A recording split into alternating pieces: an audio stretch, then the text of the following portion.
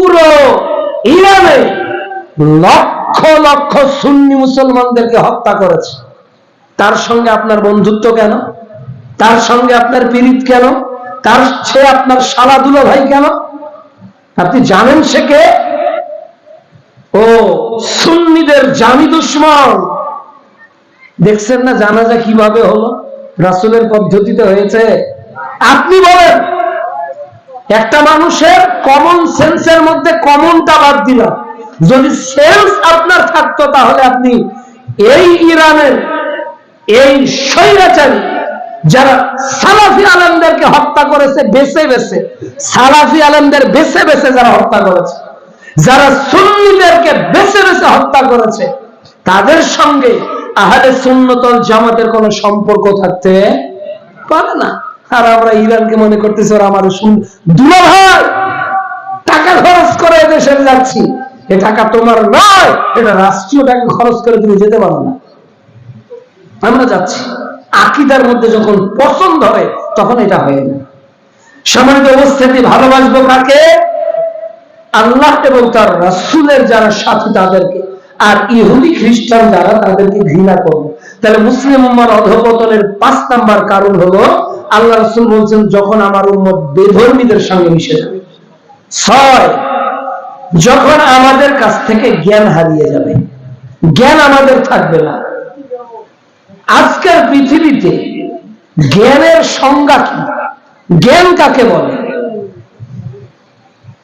কোন জ্ঞানকে জ্ঞান বলা হয়?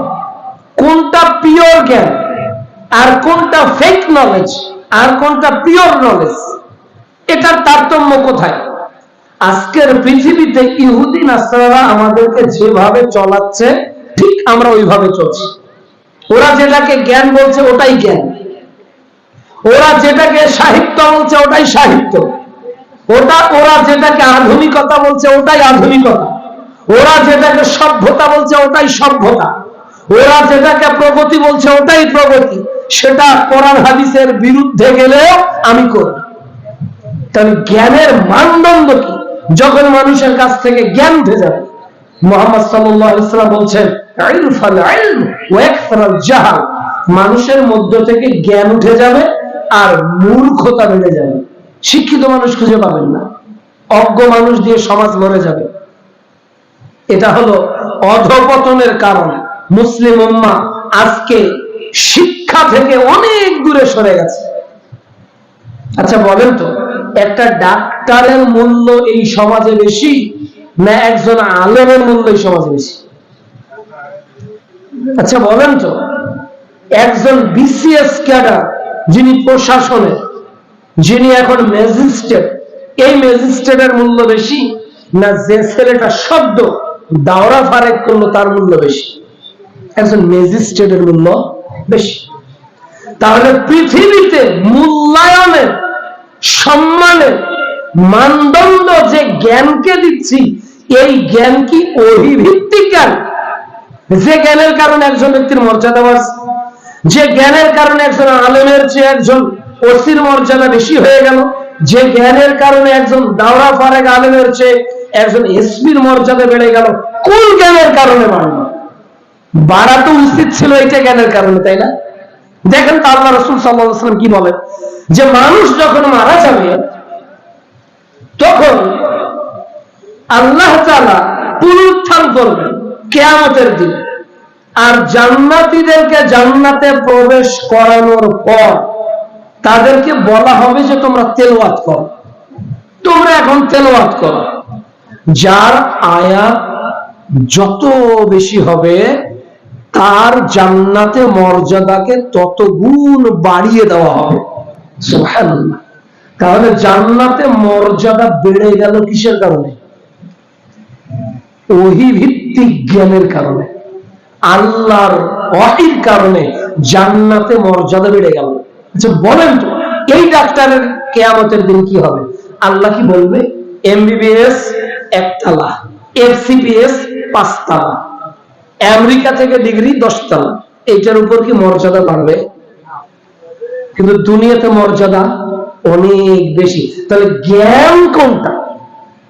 মুহাম্মদ সাল্লাল্লাহু আলাইহি ওয়াসাল্লাম বলছেন, আল্লাহুম্মা ইন্নী আসআলুকা ইলমান নাফিয়া, আল্লাহ উপকারী জ্ঞান আমাকে দান করো। আবার তিনি বলছেন, আল্লাহুম্মা ইন্নী আউযু বিকা মিন ইলমি লা ইয়ানফা, আল্লাহ জ্ঞান দিও না যে জ্ঞান আমার উপকার করে না। তার মানে জ্ঞান উপকার করে, আপনাকে আলো দেখাবে। 7, মুসলিম উম্মার অধঃপতনের কারণ হলো যখন মুসলিম উম্মাহ আখলাকহীন হয়ে যাবে, চরিত্র কিছু থাকবে না, কথা কর্মে কোনো মিল নেই, আচার আচরণে কোনো মিল নেই। আজকের সমাজে আমাদের ইলম আছে, আমলও আছে, কিন্তু আখলাক ঠিক নেই। আমাদের ইলমও আছে, আমরা অনেক জানি, আমাদের আমলও আছে, আমরা তাহাজ্জুদ করি, আমরা আইয়ামে বীজের সিয়াম রাখি, আমলও ভালো আছে, কিন্তু পাশের একজনের ছাগলটা যদি আমার সিম গাছের গোড়া কেটে দেয়, তখন আর আমাদের আখলাক ঠিক থাকে না। যখন একজনের জমি আইল কাটতে কাটতে আর একজনের জমিতে আঘাত করেছে, দেখেছে আমার জমি সে কেটেছে, তখন আর আখলাক থাকে না। যখন আপনার ছেলেটাকে পাশের বাড়ির কেউ মেরেছে, তখন আর আপনার মুখে হাত দেওয়া যায় না। তাহলে আপনার ঈমান আছে, আপনার আমলও আছে, কিন্তু আখলাক নাই। আর বিচারের মাঠে ওজনকে ভারী করা হবে, নেকির পাল্লাকে ভারী করা হবে, যে জন্য সেটা হলো উত্তম চরিত্র। উত্তম চরিত্রের কারণে বিচারের মাঠে আপনার ওজন বেড়ে যাবে নেকির। মুহাম্মদ সাল্লাল্লাহু আলাইহি ওয়াসাল্লাম বলছেন, একজন ব্যক্তি আল্লাহ রাসূলের কাছে আসলেন, এসে বলতেছেন, ইয়া রাসূলুল্লাহ, আমাকে উপদেশ দেন তো। মুহাম্মদ সাল্লাল্লাহু আলাইহি ওয়াসাল্লাম বললেন, তুমি রাগ করো না। লোকটি বলল, এরপর বলেন। তো মুহাম্মদ সাল্লাল্লাহু আলাইহি ওয়াসাল্লাম বললেন যে তুমি রাগ করো না। 3 নাম্বার বললেন, এরপর বলেন। তো রাসূল সাল্লাল্লাহু আলাইহি ওয়াসাল্লাম বললেন, তুমি রাগ করো না। তার মানে রাগকে নিয়ন্ত্রণ করাই হলো বড় জিহাদ, রাগকে নিয়ন্ত্রণ করা। তাহলে মুসলমানদের আখলাক উত্তম লাগবে। 8, মুসলিম উম্মার অধঃপতনের কারণ হলো আমাদের ঐক্য না থাকা। আজকে আমাদের মধ্যে ডিভাইড, দলে দলে, মতে মতে আমরা বিভক্ত হয়ে যাচ্ছি। একই গ্রামে 2টা জামে মসজিদ একসঙ্গে ছিল, তখন জুমার দিনে মুসল্লি হলো 200, আর ওই 200 মুসল্লি মসজিদের ভিত্তি 2 তালা, কয়েকশো মানুষ ধরবে, কি রেশারেশি নিয়ে 2টা মসজিদ 2 দিকে হয়ে গেল। টাকা থাকলেই মসজিদ তৈরি করতেছে, টাকা থাকলে ঈদের মাঠ আলাদা করে নিচ্ছে। এমনটা করেন না, মুসলিম উম্মার ইউনিটির জায়গাগুলোকে দৃঢ় করেন। মাসলাকগত অনেক পার্থক্য থাকতে পারে, কিন্তু দেশ রক্ষার ক্ষেত্রে, ঈমান রক্ষার ক্ষেত্রে, এদেশের মুসলমানদের আমল কে টিকার ক্ষেত্রে আমাদেরকে এক হওয়ার প্রয়োজন আছে।